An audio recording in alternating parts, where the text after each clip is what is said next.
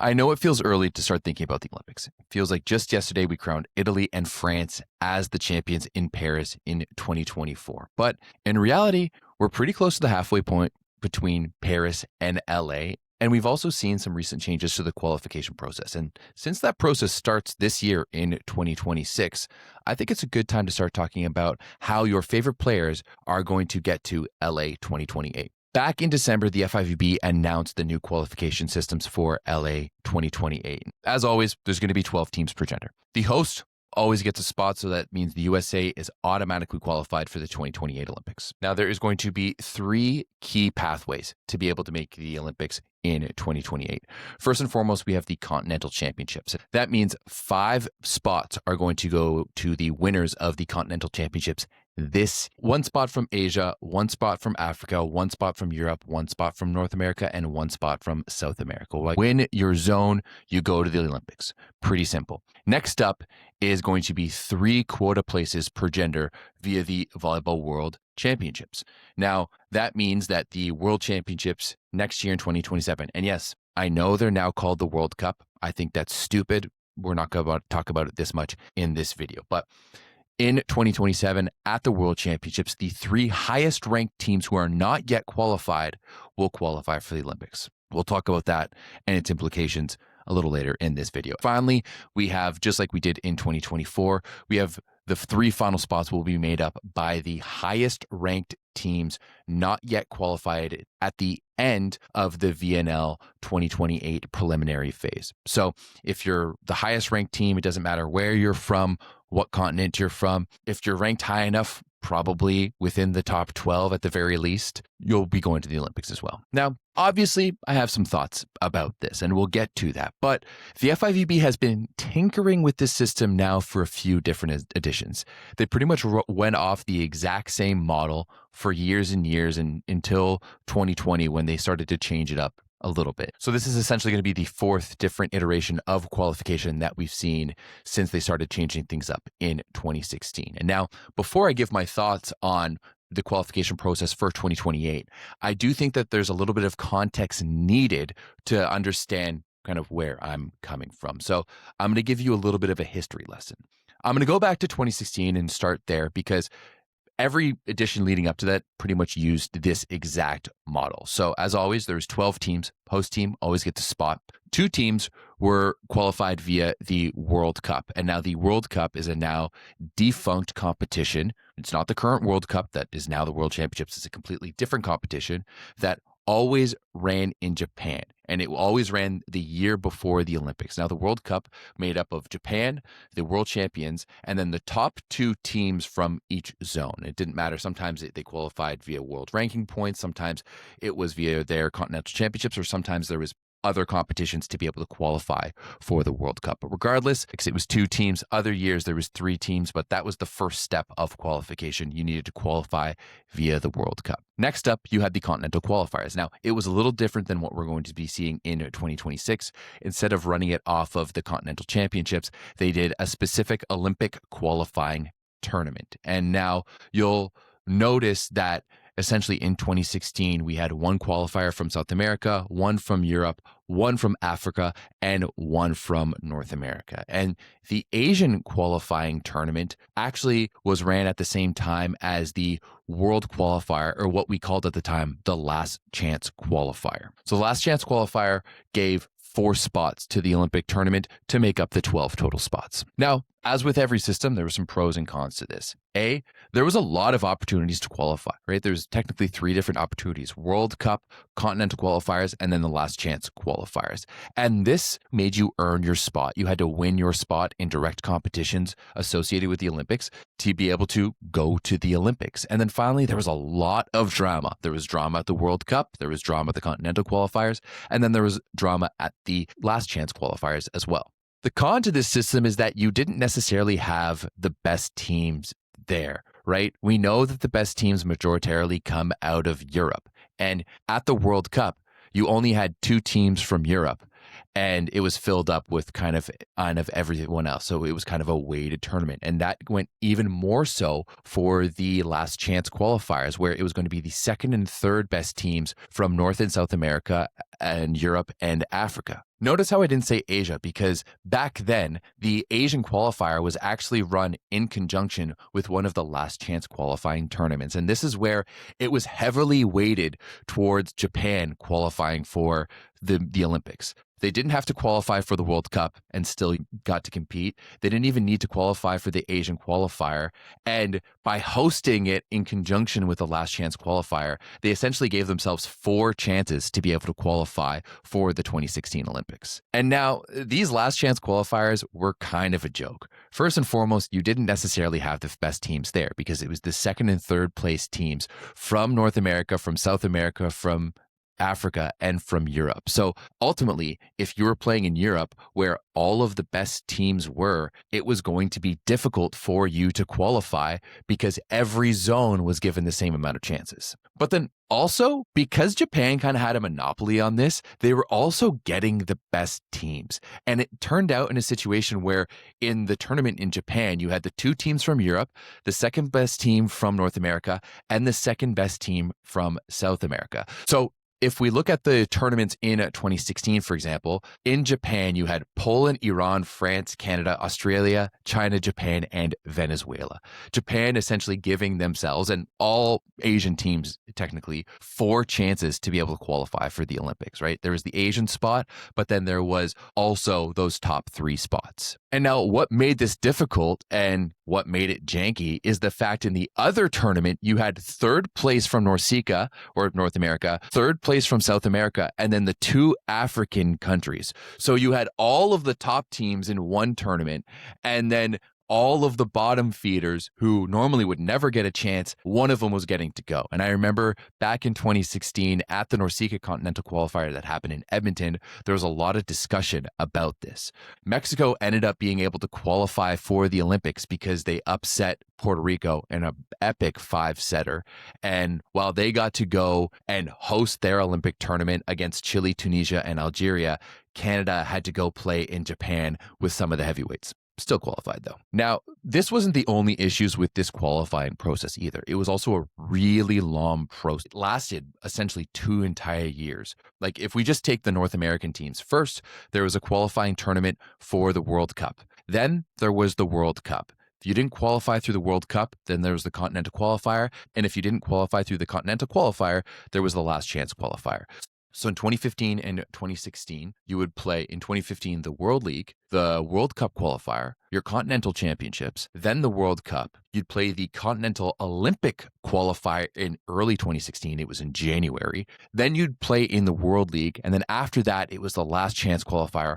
And you still had to play the Olympics that summer. So it was an absolute gauntlet of a schedule, and it wasn't great for athletes. Moving forward to 2020, that's when the FIVB made its first changes. And for the first time, they weren't using the World Cup as a qualifier for the Olympics. Instead, in 2020, the host nation got a spot. There was the Intercontinental Qualifier, or the Olympic qualifying tournaments, that provided 6 spots. And then after that, there was a Continental Qualifiers that filled out the other 5 spots. This did create a situation where it created a much more balanced tournament. You give the top teams the best chance to be able to qualify, and then filled out everything after that from the qualifying. But on the other side of it, the Olympic qualifying tournaments were kind of boring. You had 6 different tournaments going on in 6 different places with 4 teams in each pool. And there really just wasn't that much intrigue. It was pretty much swept across the board by the teams you'd expect to win in every single location. And then on top of that, you also had a situation that once again benefited the smaller confederations, right? On the men's side, Brazil and Argentina qualified directly via the Intercontinental Qualifiers, and that left Venezuela the ability to sneak in by winning the South American qualifier. And still, you have teams in Europe who weren't able to qualify just because they were playing in Europe, even though they were much better than Venezuela. Once again, it just provided a loaded schedule. Within 6 months, teams had to play the VNL, then the Olympic qualifier in early August, the Continental Championships in late August. You still had the World Cup going on in 2019. So that's where you see clips of Japan and Nishida blowing up Canada when Canada sent a C team because it really didn't matter. And then you had to play your Continental Olympic qualifier in January of 2020. So you had to play so many events and you had to leave your club team with no practice to be able to go play one of the biggest tournaments of the year without having been with your team in the middle of your club season in January. Then in 2024, things changed up once again, and I think this is hands down the best qualification process we had. There was essentially two ways to make the Olympics other than being the host. First was the FIVB Olympic Qualification tournaments. And I mean, if you don't remember this tournament back in 2023, it was absolutely electric. There was drama, there was upsets. It provided some memorable moments and memorable memes too for the Discord, and was just all in all a really fun tournament to watch. And then if you didn't qualify through one of the 6 spots available in the OQT, as we called it, it went down to the world ranking qualification. So that means, there's 5 spots available, or 4 and the top ranked African team, because at the Olympics you need to have representation from all of the continents available to be able to go qualify. It made it really interesting because it made it so that the VNL in 2024 really mattered for teams like Serbia and Cuba on the men's side, and the Netherlands and Canada on the women's side. And I mean, it really went down to the wire in qualifications where every match mattered for those teams. Now, I know if you're looking at this, you're going to be looking at the OQT tournaments or the Olympic qualifying tournaments and looking at the World Cup and being like, Everett, what's the difference? It's pretty much the exact same things. And the reality is that kind of, but not really. The difference was of how you got there, right? Because it was the top 2 teams from each zone, it made it so, once again, you're not going to have all of those European teams. And the top 2 teams from Europe are not going to be the same as the top 2 teams from Africa. Whereas the Olympic qualifying tournaments divided everything across just 3 pools, 8 teams per pool, which made it really eventful, a lot of drama. And it was the top 24 teams in the world ranking, right? Technically the top 25 because France wasn't there. With that, we still had the, technically bottom feeder teams from Africa, from Asia, from North America and South America. But you also had a lot more teams from Europe, and it provided some great upsets. Grosjean came back and joined Germany. They went on a fantastic run. Belgium was hairs away from qualifying as well. And if they didn't screw things up against Bulgaria, Canada wouldn't have qualified via that pathway either. It was just a lot of fun to watch and provided a lot of intrigue and a lot of drama. Whereas, if we look at the results from the 2015 World Cup, it was really only the US, Italy, Poland, Russia, and Argentina who were competing for it. But other than that, the bottom half of the tournament wasn't really a threat to win that tournament at any point. Once again, the process in 2024 wasn't perfect, and there was still some cons, right? You did have to play a lot of matches in 2024 where you played the VNL, you played your Continental Championships, and then they had to go play 7 games in just 9 days. And it was an absolute gauntlet after an already long international season. And then on top of that, they kind of just gave away the spots to Egypt and Kenya, right? Those were the 2 teams that had won the previous African championships. Those are the 2 teams in the challenger tournaments. And because of the current ranking system and the way it works, you don't really have that many opportunities to go up and down, except when you're playing games. And even if you're a team like Egypt and Kenya and you're playing teams better than you might even still move up the rankings just by losing games while your opponents aren't playing at all. And now that brings us back to 2028 and the system we're going to see now leading up to the LA Olympics. And now the pros, first and foremost, it prioritizes the continental qualification. We shouldn't have any real filler teams because the top teams from each continent will have already qualified, and you won't get a situation like Venezuela back in 2020. It also doesn't add any tournaments to the schedule, right? It's just using tournaments that are already in place to be able to provide the qualification. So you're not adding on a longer international season that's going to edge into the professional season and the club season. So that's good because we're allowing athletes a little bit more time to rest and not adding into their already really loaded schedules. It's also going to go back to making the VNL really, really exciting. And it won't be one of those arbitrary things where one of those spots has to go to Africa because the African team has already qualified. So I'm expecting a lot of fireworks from the 2028 VNL, and I already can't wait. Where things get a little murky for me is the qualification through the World Championships. And in theory, this is kind of the same thing as the Olympic qualifying tournament. It's going to be run at the same time. It's at the end of the summer, the year before the Olympics, and it's going to provide technically some of the best teams in the world a spot at the Olympics, which we all love. But I do think there's some cons to it. On one side, I think you really take away from the excitement of the Olympic qualifying tournament. There's something a little different when a team is going out to qualify specifically for the Olympics. And I'm interested to see if that feeling of the Olympic qualifying tournament in 2023 is going to transition to the World Championships in 2027. Olympic qualification just brings out the best in players and best in teams. We'll have to see how it works. But also, I think in general, the World Championships are a bit of a crapshoot. And there's a few reasons why. First and foremost, especially with 32 teams now, the pools are never going to be even. It's going to be impossible to be even. I mean, we're not even going to look at Pool A from 2025 because that was just gross altogether. But if we take a look at Pool B, for example, with Poland, Netherlands, Qatar, and Romania, that was pretty much a shoe-in for Poland and the Netherlands. Whereas if we look at Pool H, for example, Serbia, Czechia, Brazil, and China, those are 4 really good teams who would probably qualify in any other pool. So what pool you end up in could really affect if you go to the Olympics or not, and that's going to be luck of the draw. And now I've talked about this for years, but the FIVB World Championships are one of the worst formatted tournaments in sport. And now we did take a big step forward in 2025 by getting away from the pool, repool format we used to have in the past and just going to a straight pool and then round of 16 single elimination tournament. However, we do still have this situation where one half of the tournament was seemingly on one side of the draw and the other half of the tournament was seemingly on the other side of the draw. And we got to reward Belgium, a team who finished first in their pool, by beating Italy, the chance to play Italy once again just 2 matches later in the quarterfinals, and that's always going to be tough, right? I'd love to see a situation where either we redraw the round of 16 or, we're at least splitting up the pools onto either side to create, a little bit of intrigue and a little bit more competitiveness rather than having to play the same teams again in the quarterfinals. At the very least, if you're going to play another team again, it should be in like the semis. I mean, if we go back once again to these 2025 World Championships that we saw a situation that on one side of the draw, we had Poland and Italy in the semifinals, 2 of the best teams in the world. And on the other side, we had Bulgaria and Czechia. Really not that even. Nothing against Bulgaria's run, but at the end of the day, they did get very, very lucky to find themselves in the finals in the 2025 World Championships. So by allotting the spots at the World Championships, there's a lot of luck involved, and not only luck about what side of the draw you're on, but when we go back to the requirements, right? It's the top 3 teams per gender not get qualified in the final standings that will earn the quota prizes for LA 2028. And the reality is that the final standings are ranked 1 through 32.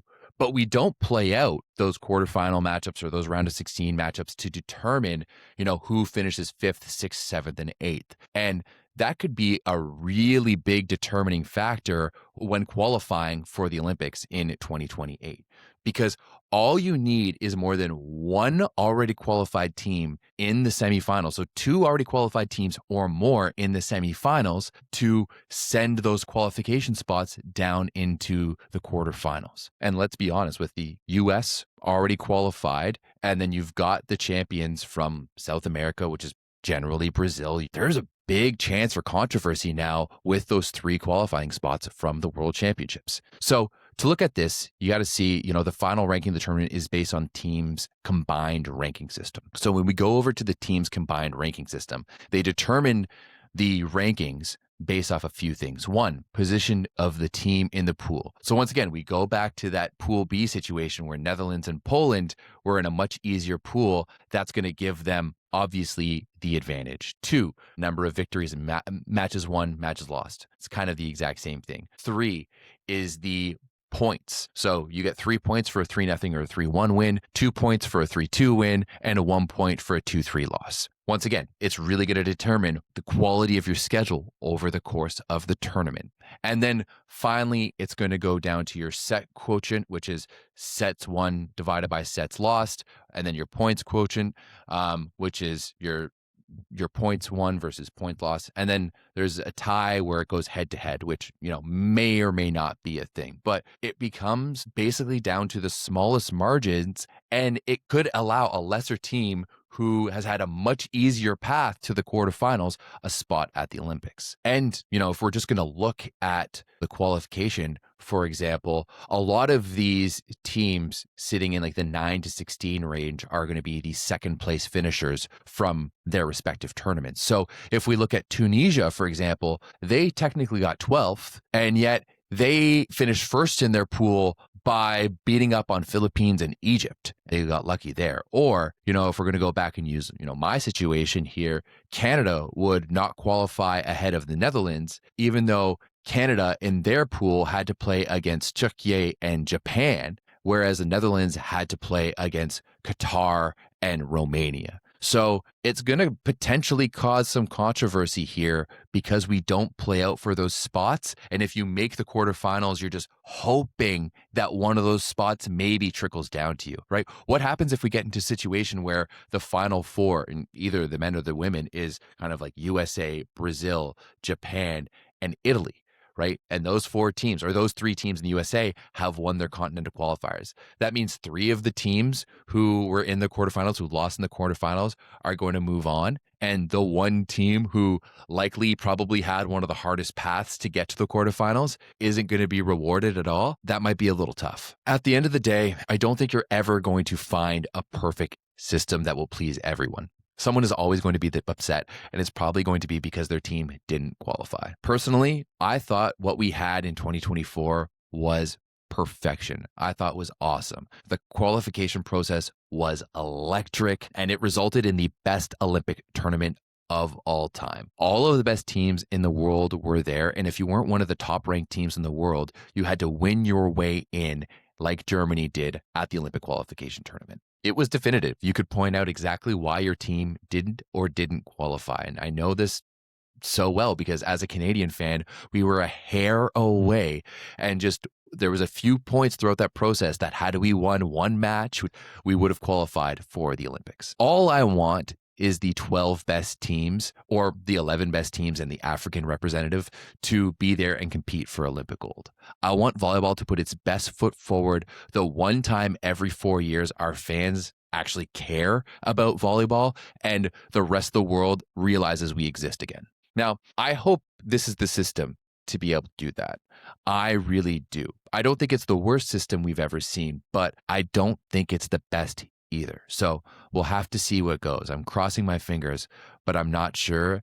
And I can almost guarantee there's going to be some controversy a little bit further down the road. But regardless, if there's controversy or not, the qualification process starts this year in 2026. And by the fall, we're already going to know half the field. And that's something to be excited about.